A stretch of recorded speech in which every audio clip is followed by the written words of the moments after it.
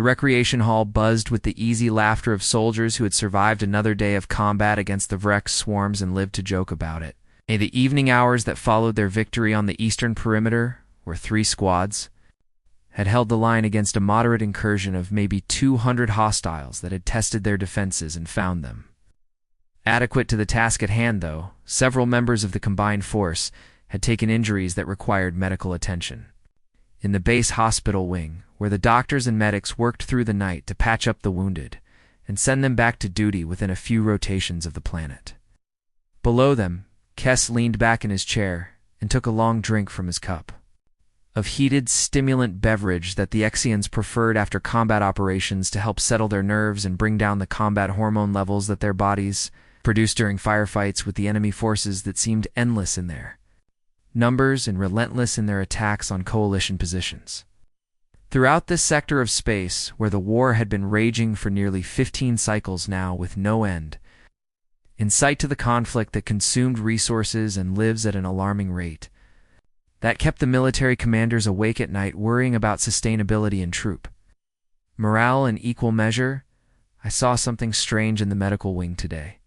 Kess said to his squad mates who sat around the worn table that had seen countless games of chance and heard even more stories from soldiers who needed to talk about what they had experienced in the heat of battle or just wanted to pass the time with others who understood the peculiar bond that formed between warriors who faced death together on a regular basis and learned to trust each other with their lives in ways that civilians could never quite comprehend, no matter how many times veterans tried to explain it to them. The Krolite warrior named Vex looked up from the tactical display he had been studying with mild interest and asked what Kess had observed that seemed worthy of mention in a medical facility that saw wounded soldiers every single day of the week without exception, given the nature of their ongoing military operations, against an enemy that never seemed to tire or retreat or show any sign of weakening despite the losses the coalition forces inflicted upon them with increasing efficiency as the war dragged on. Both sides learned new tactics. There were human soldiers in there. Kess continued as he set down his cup and leaned forward to better engage with his audience of fellow aliens, who had served alongside the newest addition to the coalition forces, but had not yet formed strong opinions about the strange bipedal mammals from the third planet of an unremarkable yellow star in a distant arm of the galaxy that most species had never bothered to explore until humanity had developed faster than light travel and announced their presence to the wider galactic community just 8 cycles ago. Vix grunted in acknowledgement and returned his attention to the tactical display, but the Venturi female named Syrah perked up with interest because she had been curious about the humans ever since they had arrived at this forward base 3 rotations ago, bringing with them their odd customs and their peculiar approach to military discipline that seemed simultaneously more relaxed and more intense than what the other coalition species practiced in their own ranks. So what about the humans in medical? Syrah asked with genuine curiosity, evident in the melodic tones of her voice that carried across the recreation hall and drew the attention of a few other soldiers, who had nothing better to do than eavesdrop on conversations that might prove more interesting than their own thoughts. Shook his head slowly, as if he still could not quite believe what he had witnessed with his own sensory organs during his visit to check on a squad mate who had taken a minor injury to his secondary limb during the earlier engagement with Vrex forces that had probed their defensive positions looking for weaknesses they could exploit in future attacks. The medical officer told me those humans had been fighting continuously for 40 standard hours without relief or rotation. Kess said and paused to let that information sink into the minds of his listeners, who processed the claim with varying degrees of skepticism and disbelief. Kess actually laughed at this statement, and the sound rumbled from deep in his chest cavity, where Krolites generated the subsonic tones that their species use for communication across long distances when electronic systems failed or were compromised by enemy jamming technology that the Vrex had become increasingly skilled at deploying. In recent engagements, 40 hours. Vex repeated with obvious amusement, coloring his words as he finally set aside the tactical display to give his full attention to this absurd claim that deserved proper mockery rather than the distracted response he had initially offered. Syrah joined in the laughter because even her own species, which prided itself on endurance and stamina, could only maintain combat effectiveness for, perhaps, 12 standard hours before fatigue began to seriously degrade performance to dangerous levels.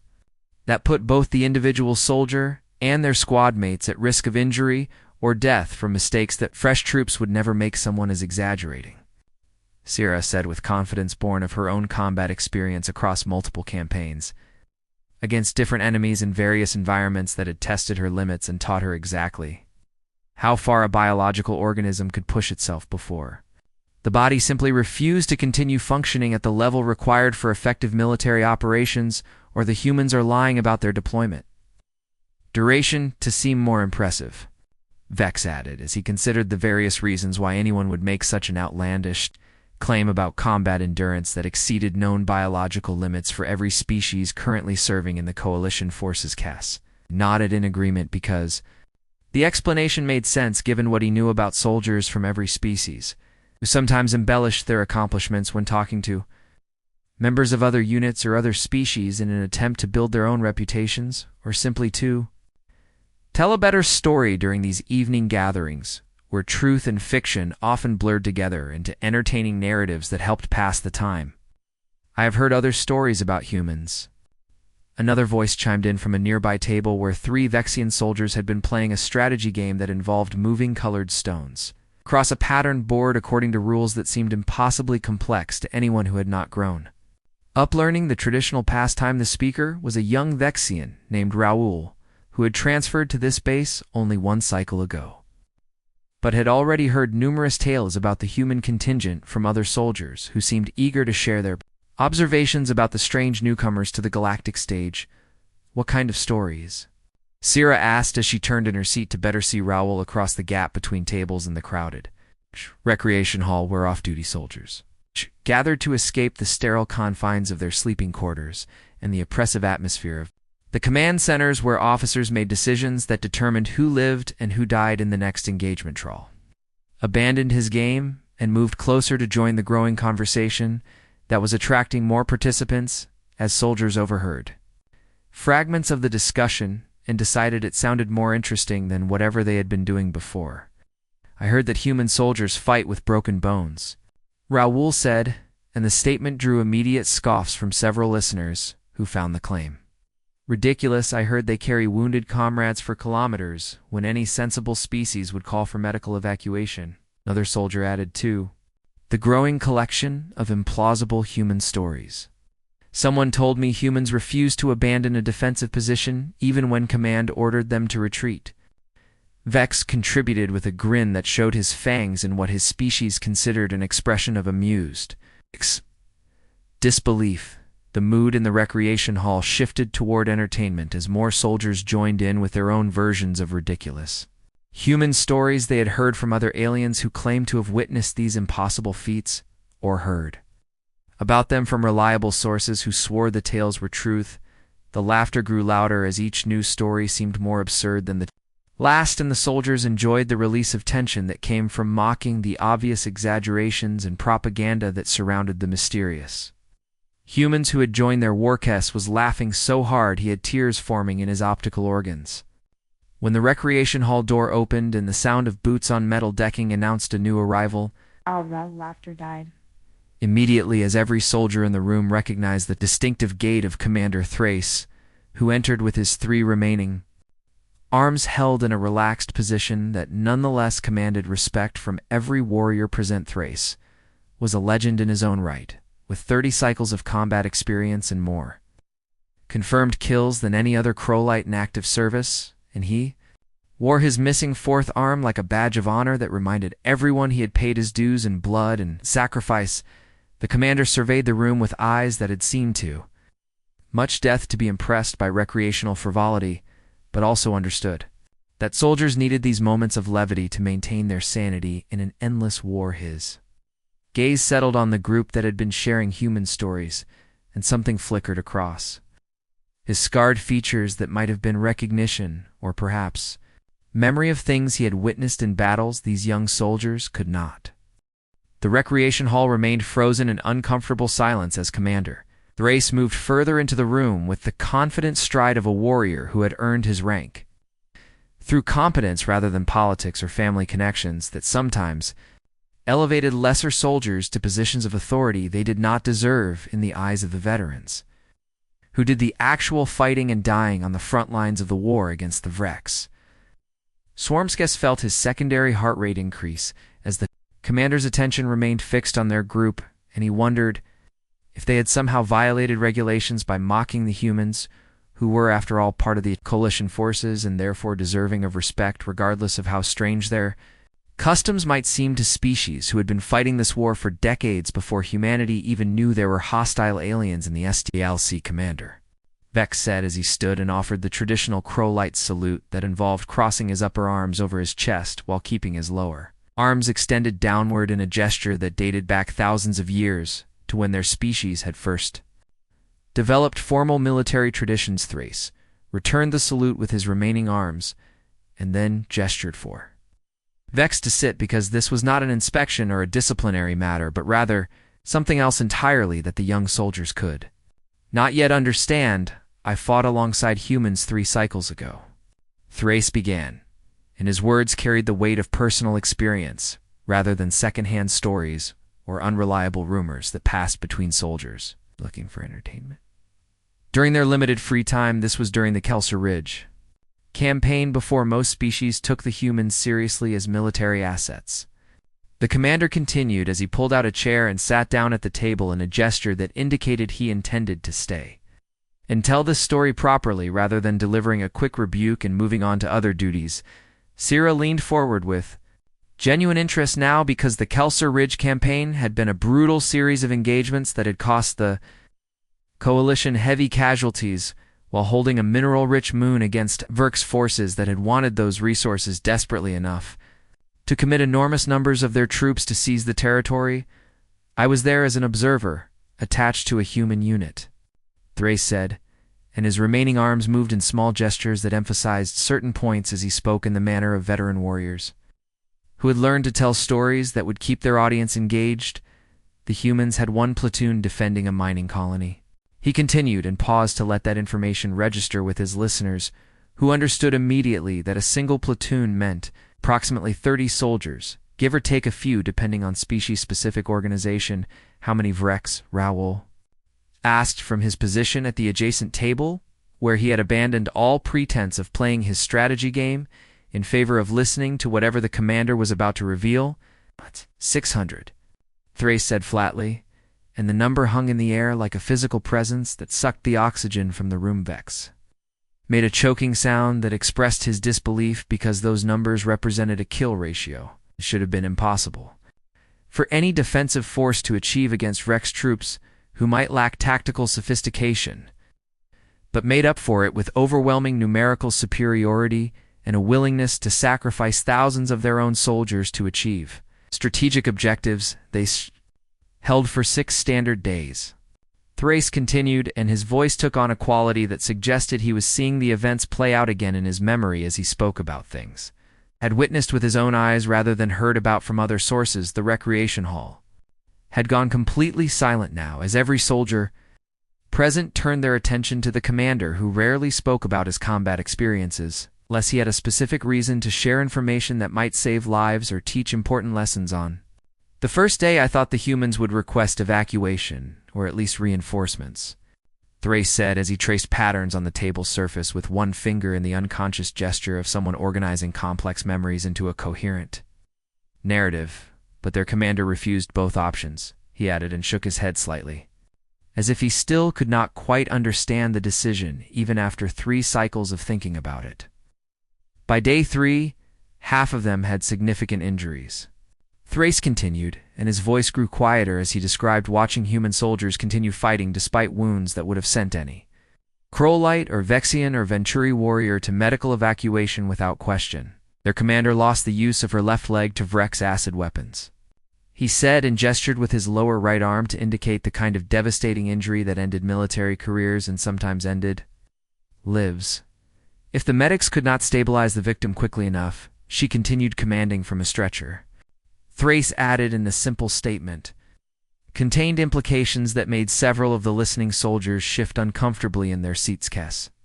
found himself leaning forward despite his earlier skepticism because Commander Thrace had never been known to exaggerate or tell false stories, and his reputation for absolute honesty was one of the reasons. Other soldiers respected him so deeply on day 4 they ran out of medical supplies. Thrace said, and his mandibles clicked together in the crow-like expression of deep concern or worry about situations that had gone badly wrong, so they started using combat stimulants. He continued, and several soldiers gasped because combat stimulants were emergency-use-only drugs that could keep a dying soldier conscious long enough to receive proper medical treatment, but were never meant for extended use.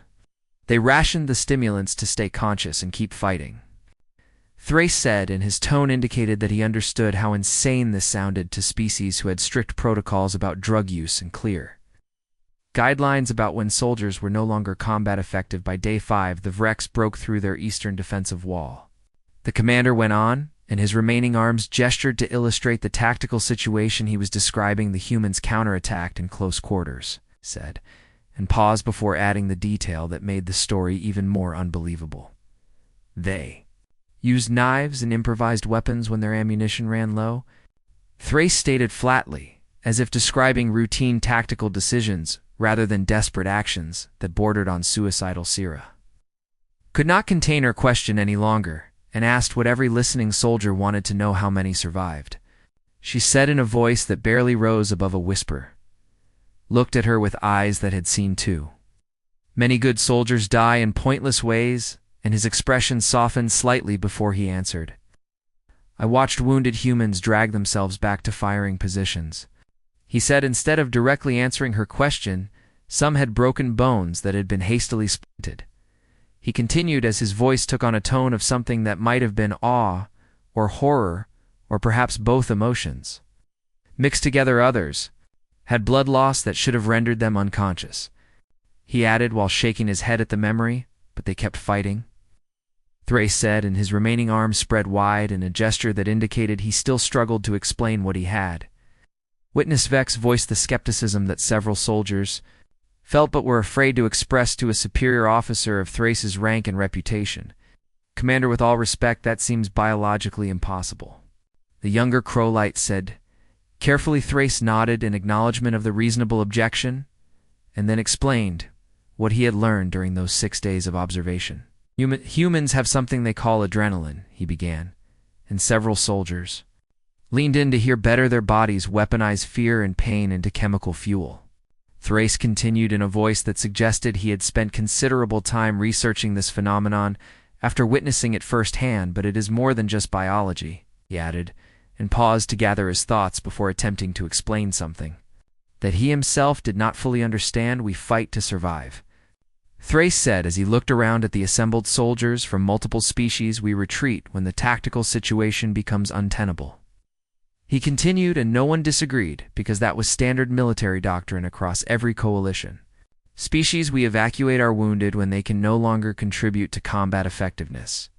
He added, and again this was simple common sense that any competent commander would follow. Humans do not fight that way, Thrace said, and his voice carried certainty born of direct observation. They fight like survival is just the starting point. He continued, and the statement hung in the air as the soldiers tried to process what it meant. Troll asked the question that logically followed from everything they had heard. What happened when you finally broke through to reinforce them? Young Nexian said. Thrace smiled, but it was not an expression of happiness or satisfaction. We reached them on day 6, he said, and let the tension build for a moment. I expected to find a handful of survivors hiding in bunkers waiting for rescue. He continued, and his voice grew quieter. Instead, we found them still at their defensive positions. Thrace stated, want to know how many were still combat effective. He asked. No one answered, but every soldier waited for the revelation. All of them. Thrace said simply. Every single human soldier was still fighting. Commander Thrace settled deeper into his chair as the weight of memory pulled him back across 3 cycles of time to the red dust plains of Kelser Ridge, where the mining colony designated as Extraction Point 7 had seemed like such an insignificant strategic objective when the campaign planners had first briefed him on his observer assignment with the newly integrated human forces who needed experienced coalition veterans to help them understand how the war against the Vrex actually worked. beyond the sanitized reports and tactical briefings that headquarters provided to all new units. Joining the front lines, the defensive position had been built into the side of a cliff face. Overlooking the primary mining entrance were enormous machines pulled rare minerals from deep beneath the moon's surface and processed them into ingots that would eventually become hull plating for coalition warships or advanced electronics for weapon systems or any of 1,000 other applications. That kept the massive military-industrial complex functioning despite the endless demands of a war that consumed resources faster than the economy could produce them. Captain Xiao had commanded the human platoon with quiet competence that reminded the Thrace of veteran officers from his own species who had learned through hard experience that shouting and theatrics were poor substitutes for clear communication and solid tactical planning. She had walked the defensive perimeter with Thrace on that first day and pointed out the fields of fire her soldiers had established and the fallback positions they had prepared and the emergency protocols they would follow if the Vrex came in numbers too large to hold with their current force strength. "We can handle maybe 300 if they come at us stupid," Xiao had said in the matter-of-fact tone that human officers seemed to prefer over the more formal speech patterns that other coalition species used when discussing military operations. "More than that, and we will need to get creative," she had added with a slight smile that Thrace had not understood at the time, but would come to recognize as the peculiar human attitude toward impossible situations that bordered on insane optimism. The Vrex had come on day 2 with scouts that probed the defenses, looking for weak points and testing response times, and generally gathering intelligence about how many defenders held the position and what kind of firepower they could bring to bear. Zhao had rotated her troops through firing positions with practiced efficiency, and the humans had responded to each probe with measured force that drove back the scouts without revealing their full capabilities or wasting ammunition on targets that did not justify the expenditure Thrace had sent his initial report to Coalition Command that evening, and noted that the human commander seemed competent and her troops appeared well trained, though he remained uncertain about how they would perform under sustained pressure from a determined enemy assault. In day 3, the Vrex had committed 600 troops to a full-scale assault that began before dawn when the darkness still covered the approaches to the defensive position and gave the attackers some small advantage of concealment. Despite the thermal imaging and motion sensors that the defenders had seeded across the killing field, Thrace had watched from the command bunker as Zhao coordinated her defensive fire with calm voice commands that cut through the chaos of explosions and weapons fire and the screaming of Vrex warriors who charged forward in waves that crashed against the human positions. Like water against stone, the eastern section of the defensive line had taken the heaviest pressure, and Thrace had seen 3 humans go down in the first hour of sustained combat as Verk's acid weapons and projectile fire found gaps in their cover and inflicted casualties that any reasonable commander would have considered unacceptable. But Zhao had not pulled back her forces or requested immediate medical evacuation for the wounded soldiers who had dragged themselves to covered positions, where combat medics worked frantically to stabilize injuries and get the fighters back into action. One medic in particular had caught Thrace's attention during those early hours of the siege, when everything still seemed manageable despite the overwhelming numbers arrayed against them. His name was Costa, according to the identification tags that human soldiers wore, and he moved between wounded fighters with speed that suggested enhancement drugs or perhaps just the natural quickness of his species. When adrenaline flooded their systems, Thrace had watched Costa treat a soldier with a chest wound that had punctured something vital, and the medic had worked with hands that moved too fast to follow as he sealed the injury and injected medications and spoke in soothing tones that somehow penetrated the wounded soldier's pain-induced delirium. The treated soldier had returned to his firing position within 20 minutes. By midday on that third day, the Verks had shifted their tactics and brought up heavy weapons that could punch through the reinforced positions where the humans had taken cover, and Zhao had responded by ordering her troops to split their attention between the advancing infantry and the weapon emplacements that needed to be destroyed before they could do irreparable damage to the defensive infrastructure. That was when the Vrex acid Mortar had caught Zhao in the open as she moved between command positions to get a better view of the tactical situation. Thrace had seen the projectile impact and watched the human commander go down as the acid ate through her armor and into the flesh of her left leg in a spray of chemical fire that would have killed most species through shock alone.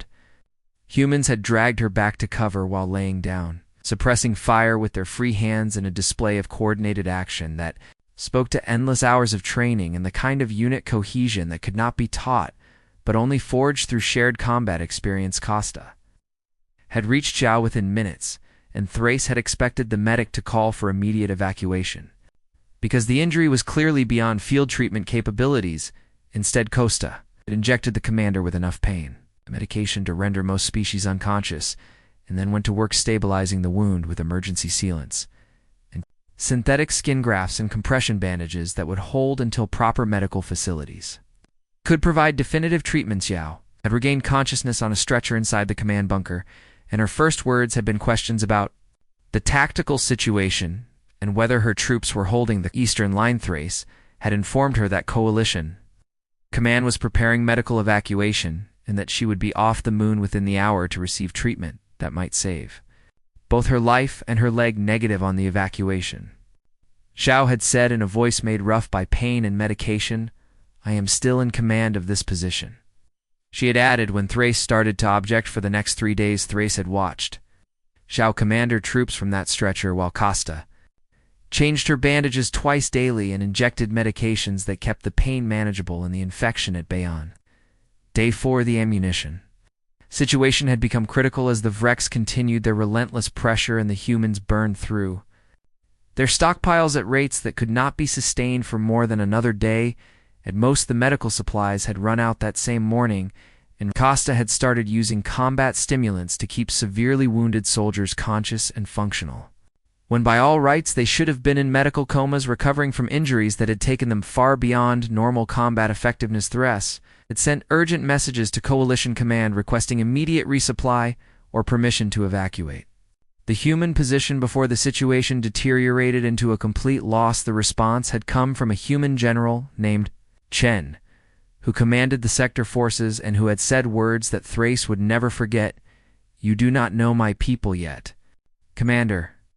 Chen had transmitted with absolute confidence in his voice, "Hold your position and watch," the general had added before closing the channel. On day 5, the Vrex had finally broken through the eastern wall with a coordinated assault that overwhelmed the depleted defenders and pushed into the compound where close-quarters combat became inevitable. Thrace had prepared his own forces to intervene because he could not stand by and watch an entire human platoon die in what had become an impossible tactical situation. But Zhao had denied his request to assist with words that still echoed in Thrace's memory cycles. Later, "We are not done yet," she had said from her stretcher.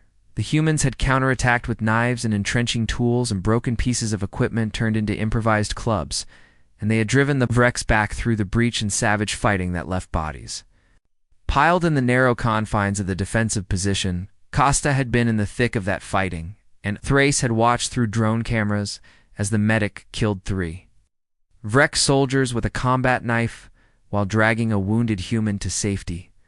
Medic's left hand had been mangled in the fighting, with 3 fingers hanging by strips of tissue that should have rendered the hand useless. But Costa had field-treated his own injury with one-handed efficiency that seemed impossible, and then continued moving between wounded soldiers to keep them alive and fighting. When Thrace had raised the medic on communications and asked why he would not accept evacuation, Costa's response had been simple: "Who else is going to keep them fighting?" The human had said on day 6 coalition forces had finally broken through the Vrex lines in Riak. The silence in the recreation hall stretched into something almost physical as Commander Thrace finished describing the scene at Kelser Ridge, and the young soldiers processed information that challenged everything they thought they understood about combat effectiveness and biological limits and the nature of warfare itself. Kis found himself staring at his hands, which suddenly seemed inadequate compared to what he had just heard about human endurance, and he wondered if his own species would have broken under the same conditions that the humans had not just endured, but somehow thrived within, despite all logic and reason suggesting should have failed. Catastrophicles was the first to break the silence with a question. That reflected the practical concern of a soldier who understood that survival required more than just winning individual battles. What happened to them afterward? She asked in a voice that carried genuine worry for soldiers she had never met, but now felt connected to through Thrace's vivid recounting of their ordeal. They must have been hospitalized for cycles, Bex added, because the injuries Thrace had described would have required extensive medical intervention and long recovery periods for any species he knew about Thrace's. Expression shifted into something darker and more troubled as he prepared to answer questions about the aftermath that had disturbed him far more than the actual fighting. 27 of the 30 survived.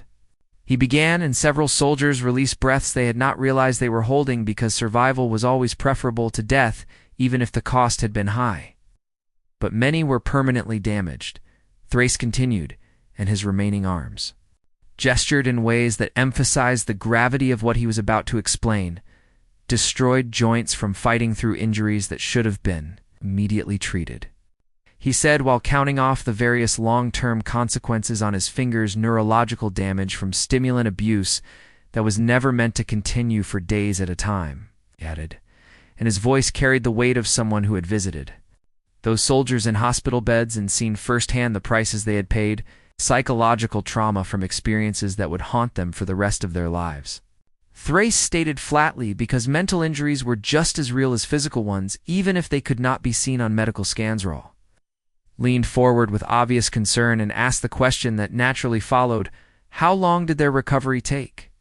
The young Vexian said the physical recovery varied by individual. Thrace responded in the measured tones of someone reciting medical reports he had reviewed many times. Some were released after 2 weeks, continued and paused to let that sink in. Others required a full cycle of treatment. He added, though his expression suggested that the timeline was less important than what came next: Costa lost his medical certification, Thrace said, and the statement drew gasps from several listeners who understood the significance. The self-treatment he performed on his own hand caused permanent nerve damage. The commander explained, and his voice carried disapproval, not for Costa's actions, but for a system that would punish a soldier for doing what was necessary. He cannot perform the fine motor control required for surgical procedures, Thrace continued, and shook his head at the injustice of it. A skilled medic who saved dozens of lives ended his career to keep fighting, he added, and let the implications hang in the air. Captain Shao never walked properly again. Thrace went on with his litany of costs. The acid damage was too extensive for full regeneration, he explained, though his voice suggested he had reviewed the medical reports, hoping to find different conclusions. She uses a mobility aid now and experiences chronic pain, he stated, and several soldiers winced in sympathy. But that is not the worst part, Thrace said, and his remaining arms spread wide in a gesture of incomprehension. The soldiers waited in tense silence for the revelation that could somehow be worse than permanent disabilities and ruined careers within 2 weeks of their release from medical care. Thrace began and paused for emphasis. 25 of those 27 survivors requested to return to active combat duty.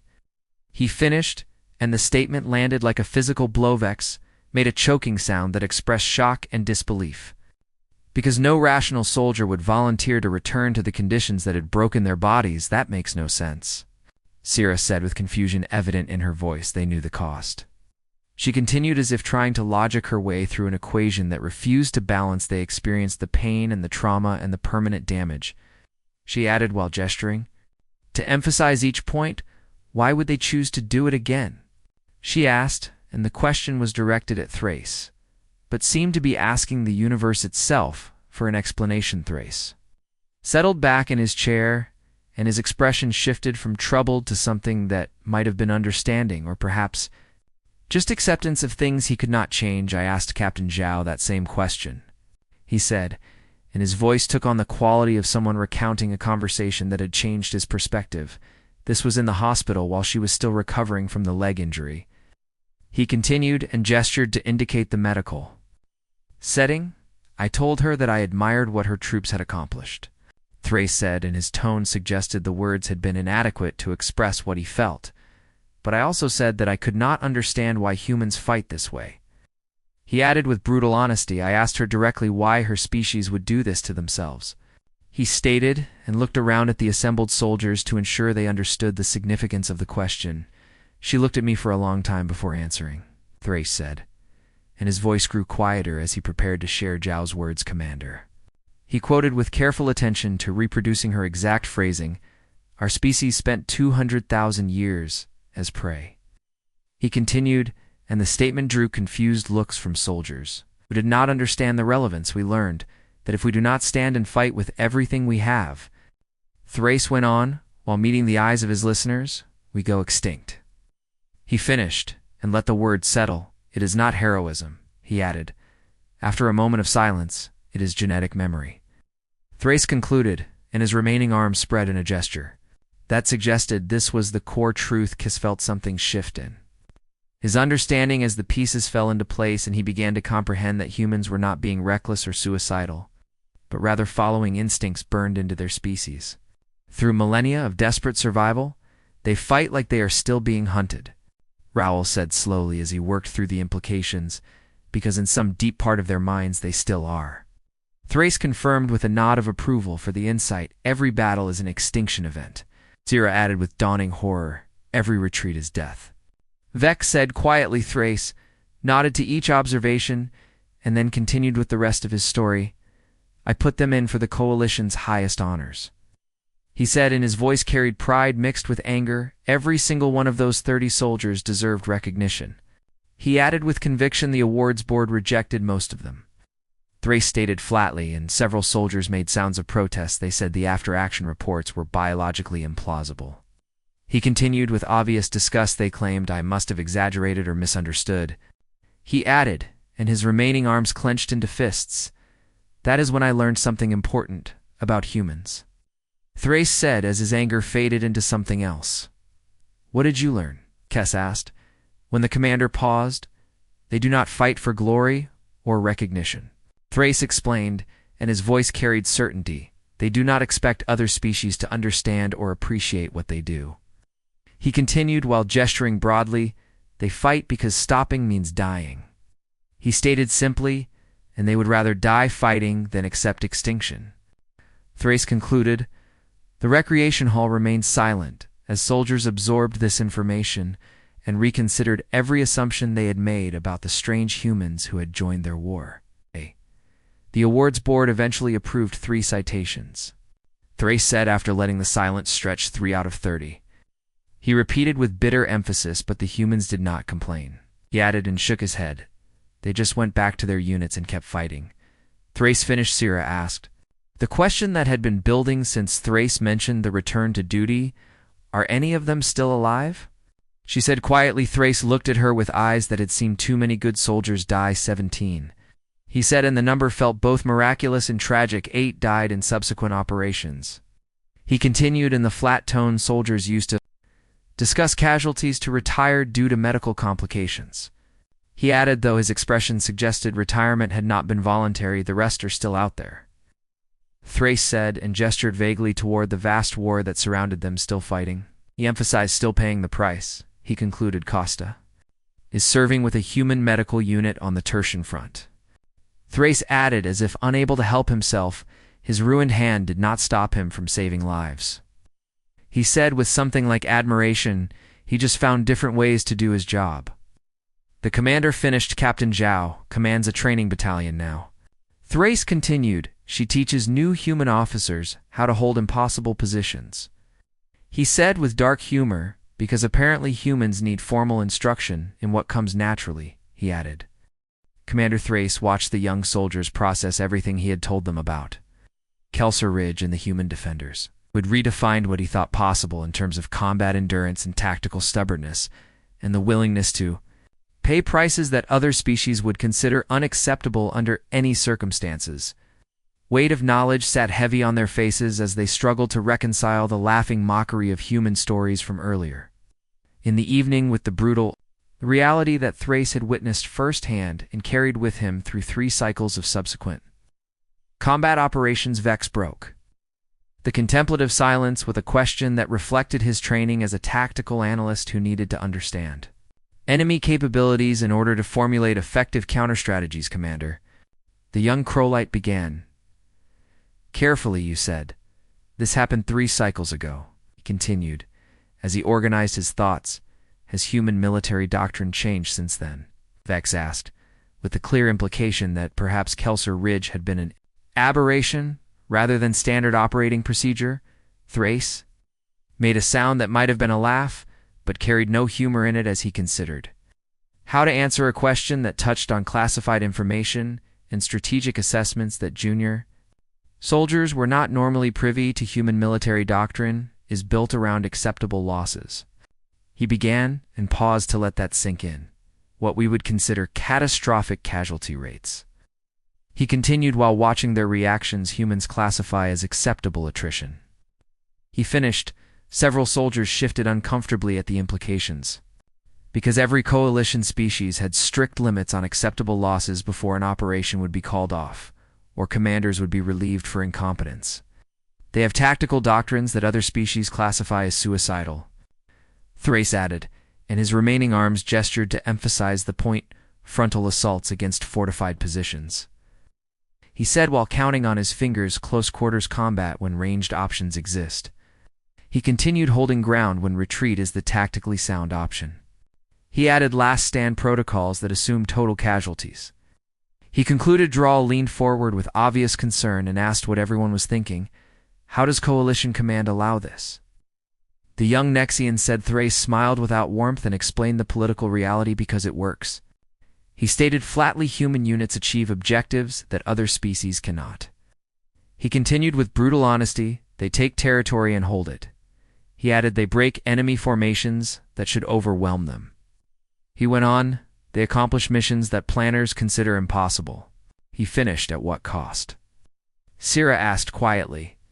40% casualty rates are not unusual for human units in sustained operations, Thrace said, and the number drew gasps from his audience. Some specialized human forces have mortality rates. What? Above 70%? He added, and let that information settle, but they volunteer anyway. He continued before anyone could ask, they have waiting lists for the most dangerous assignments. Thrace stated with something between admiration and Horaku's, found his voice and asked the question that cut to the heart of the matter. Why do they do it? He said simply. Thrace considered the question carefully before responding because he had spent 3 cycles thinking about it and still did not have a complete answer. Because they believe the alternative is extinction, he began, and his voice carried the weight of conversations with human soldiers who had shared their perspectives. Every human grows up learning about the predators that hunted their ancestors. He continued as he drew on knowledge he had gained through observation and inquiry. They study their own history of near extinctions, from climate change and disease and warfare. He added, they internalize the lesson that survival is never guaranteed. Thrace explained, so they fight like it. He concluded they have entire psychological programs to help soldiers cope with what they are expected to endure. Thrace said as he shifted to discussing the support systems, counseling and medication and peer support groups. He listed because they know the mental cost is enormous, he added. But they consider it worthwhile, he finished. Thrace pulled out a data tablet and activated a holographic display that showed combat footage from recent operations. Watch this, he said as the recording began to play.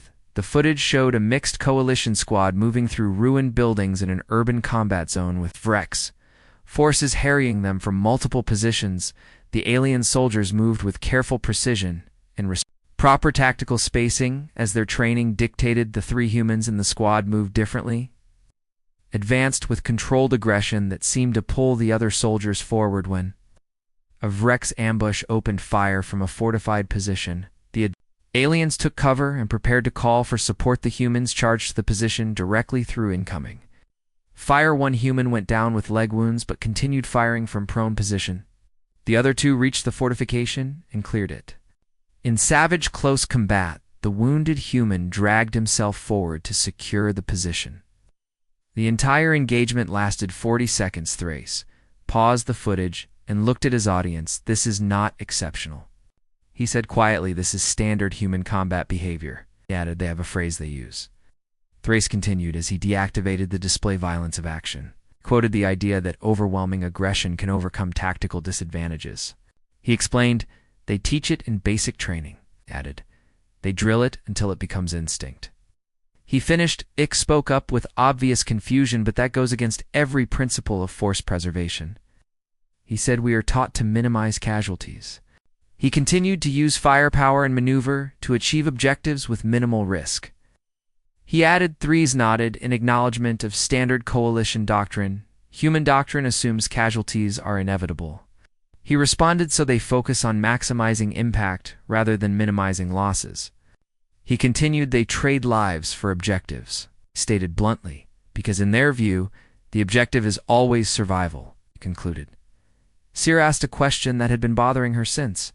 Thrace started explaining human psychology. Do they value their own lives?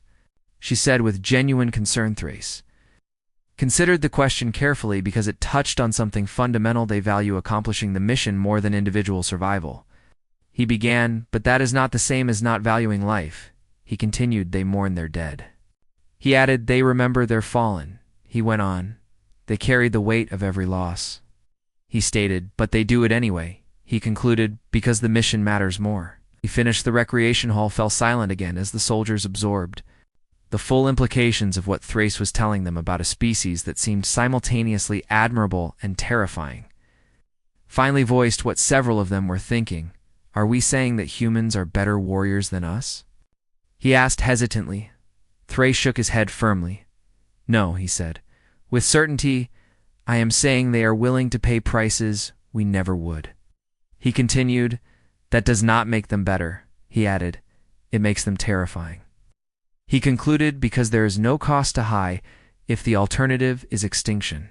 He explained, no sacrifice too great if it means survival. He went on, no loss too devastating if the species continues. He finished. Thrall asked the practical question that followed from this understanding. How do we fight alongside them? He said, how do we match that intensity? He added. Thrace looked at the young soldier with something like sympathy. You do not match it. He said gently, you cannot match it. He continued, your biology will not allow it. He added, your psychology would break. He stated, so you do your job to the best of your ability. Thrace said, and you trust the humans to do theirs. He finished, even when it seems insane. He added quietly, the alarm klaxon suddenly shattered the contemplative mood as base-wide speakers announced incoming VX forces detected at the perimeter. Soldiers scrambled to their feet and rushed toward equipment lockers to grab weapons and armor for the coming engagement. Thrace stood and moved toward the exit with the practiced efficiency of a veteran who had responded to thousands of such alerts. As the mixed group of aliens prepared themselves, they saw human soldiers sprinting past, already fully geared and moving toward the sound of distant weapons.